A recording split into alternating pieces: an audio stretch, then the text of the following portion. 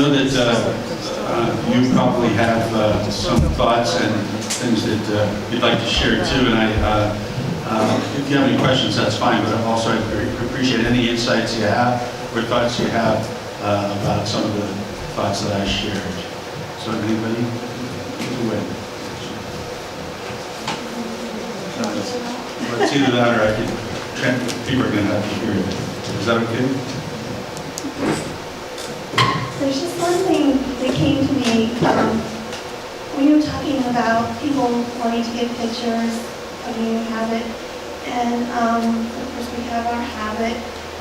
I think coming from living in the world, I think the world is hungry at times, and when they see a religious habit, it maybe brings back, maybe they were raised in church and now the church or whatever happened, and it brings back something. So I think sometimes we have to be humble and realize that we're not wearing it to stand out, but it might benefit others by us, doing that. It's sort of like a humility that we have to suffer the cross of maybe standing out a little bit, even when we don't want to. But another thing too, we had a bishop at one time in our diocese. He was very, very disagreeable to pictures at confirmation.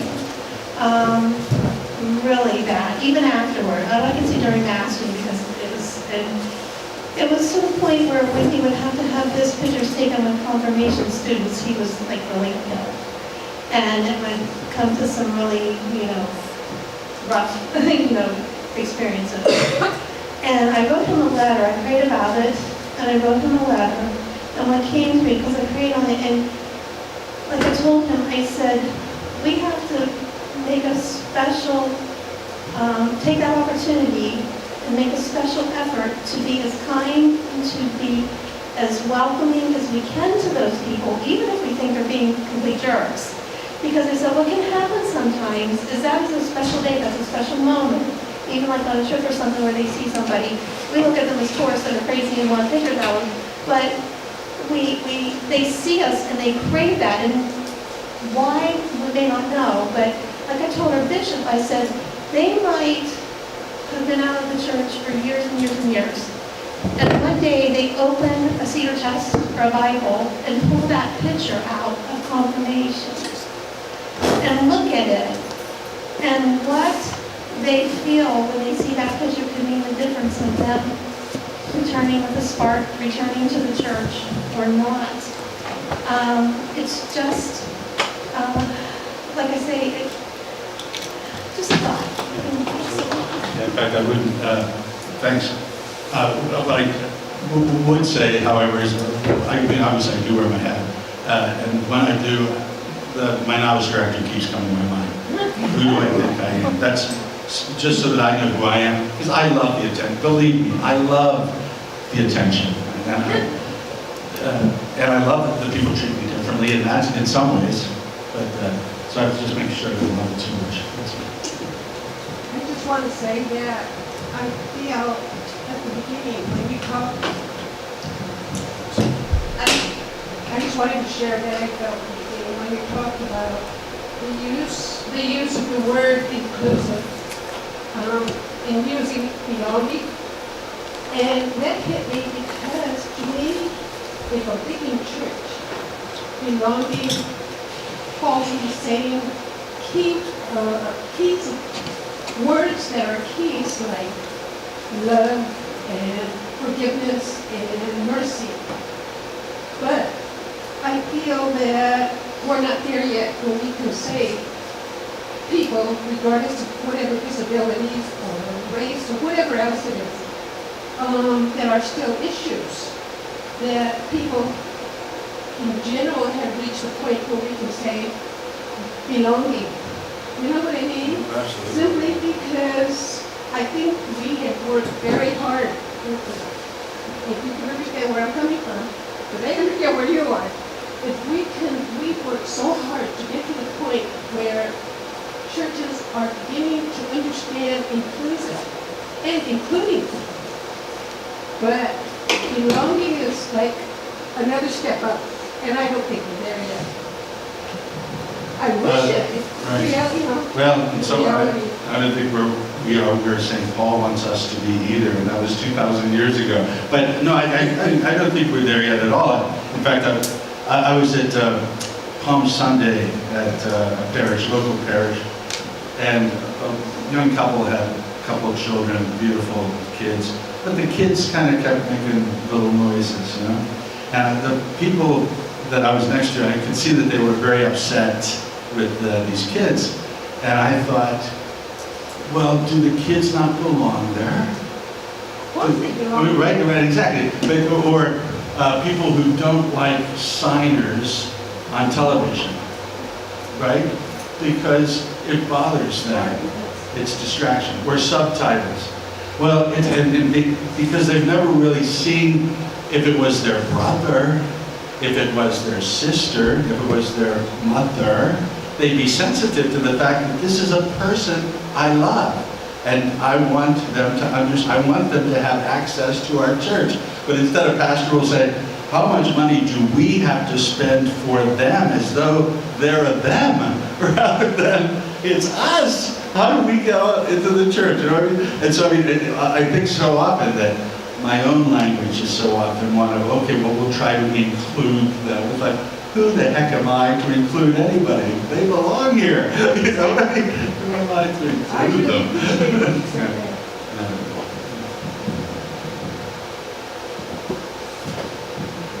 Don't you think sometimes Please. people need to know that they do belong even though they do? Sometimes they need to hear it, that they are a part of something. Well, did you hear that sometimes people need to hear that they belong? And I agree, that would probably be our job, huh? Right. But it's our, and they need to make their needs known. Right. Right, because But they need to sometimes I make sure think that it's they difficult, don't hold back. sometimes it's difficult for folks, not all, to let you know what their needs are. You have to sometimes be the interpreter for that, because sometimes they don't know how to express it. So we have to say, are you in need of this? Can I help you here? You know, I want you to know that you're a part of me, you know? Right, she said that how would we know? They need to know, and they need to hear that affirmation from us, right? Right. Because maybe they wouldn't sense it. And absolutely, I want to say that that whole analogy is meant to say also, Jean Vanier, we were just talking about how Jean Vanier talks about a community that shares its weakness and vulnerability. Huh? It's in our poverty that unites us. It's such a Franciscan understanding that we are our best when we are at our weakest, because that's what we share, grace in Christ Jesus, right? And a community begins from the weakness, and for me to recognize. I remember one time giving a retreat, and there was a woman who was paraplegic from birth, spina bifida, and she would walk with her arms, essentially, kind of walk, dragging the rest of her behind. And I remember we were going up a couple stairs to the chapel, and I said, "Can I give you a hand?" And she was so great, was in Cleveland. She looks at me and she says, Father, I'm fine. She goes, I've been dealing with this for a long time. She said, we're all handicapped. You can just see mine, And until we can all see the fact that we are as handicapped. I mean, what are we afraid of except the fact that we are handicapped? And so being a little bit vulnerable with ourselves, allowing people to see our vulnerability. We're all vulnerable, and whenever we see someone that is exceeding with their vulnerability, it can be an inspiration for us. An example, I was walking to the top of Seneca. She says that vulnerability it could be an inspiration for us in seeing their vulnerability. I was walking to the top of Seneca with my husband, overweight. It's a small story. It's a small story. My husband and I were walking to the top of Seneca Rocks, and there was a young lady that was coming down, and we were already halfway up, and I was like getting short of breath and had to use my inhaler. And she had cerebral palsy, and she had the arm braces, and she gave me such an inspiration to know that I could do it, no matter what, because I felt that she says, oh, you can do it. And here's this woman giving me this inspiration to get me to the top, Though I was afraid of heights when I got up there.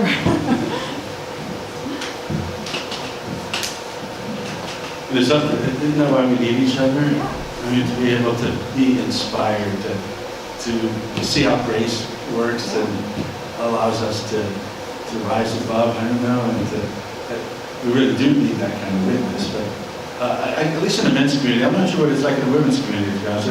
I know in the men's community, there's a spirit of competition somehow. It's tough for us to be vulnerable with each other, right? Yeah, I don't know if it's as much, I don't know if it's as much competition as it is pride. Yeah, we're just too prideful to be vulnerable. Depends if you grew up with brothers or not. Yeah, I did grow up with brothers, actually. I was spoiled by sisters and no friars once. What did you say at the end? You didn't catch it. I forgot.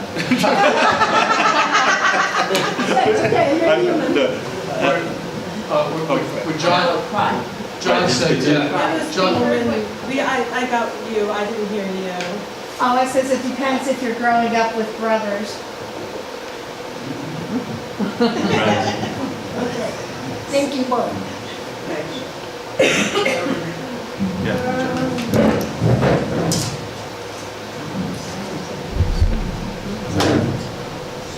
I think what really struck me early when you were talking was about how self-sufficient we've become, that we don't need one another, we don't need people as much. And I think for me, part of feeling is if I belong, feeling included, is when somehow it's communicated, somebody says it, I see a need and I need it, that I'm needed. That's really, really important for people. So even if they have a limitation, that they're not able to get up and run back and forth to the kitchen and help with food, that there's something that they can do in the fraternity. And for me, so I came from a fraternity that was an hour away, that met weekly, that I couldn't go to anymore.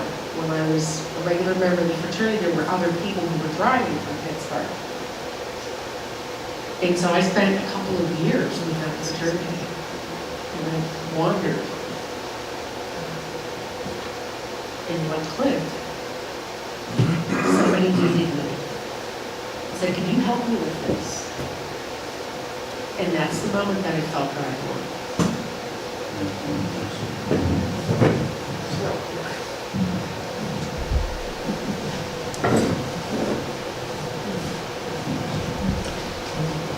Couple things. I loved your wordless.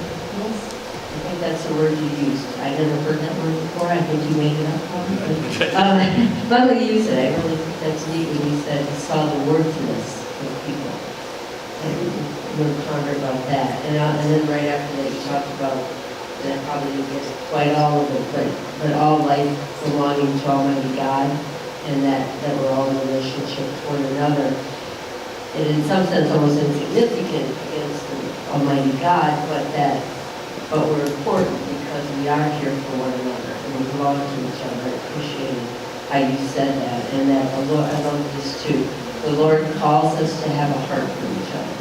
I love that when you said that. I think that's what we're called to.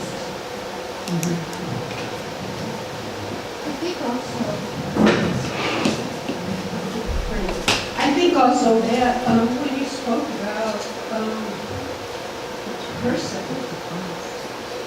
on the cross, and that, it wasn't the cross, it's the person who's hurting and everything. That's very impactful because I believe, at least I see the crucifix, Christ, and the cross.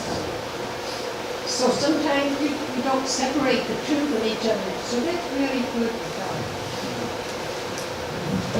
I am convinced, and I probably agree, there's probably no newsflash, but I am convinced that it's at the heart of Francis's. I mean, there's a way Jesuits can see across a certain way, Carmelite, or you see a mission, a project, onward Christian soldiers marching us to where. I mean, everyone has a certain, but I really do believe that the essential Franciscan vision is that God is a person. I mean, the three in one.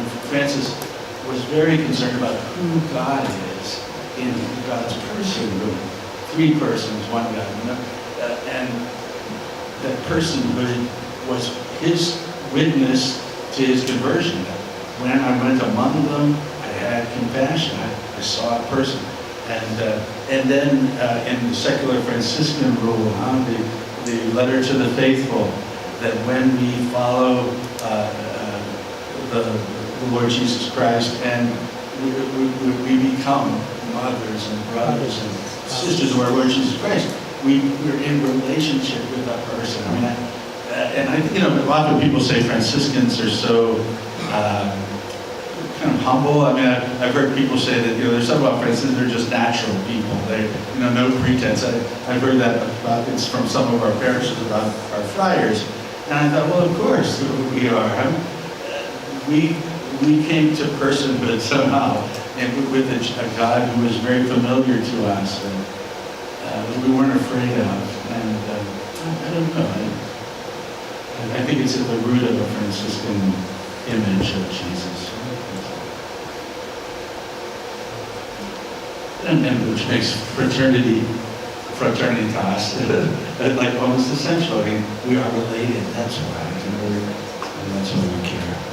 I'm going to close out, but I just want to do just a small exercise, and that is I'd like to pause for about 3 or 4 minutes, and I'd like to ask you to image in your own mind when you felt that you belonged to the secular Franciscan community, that you belong in the secular Franciscan community.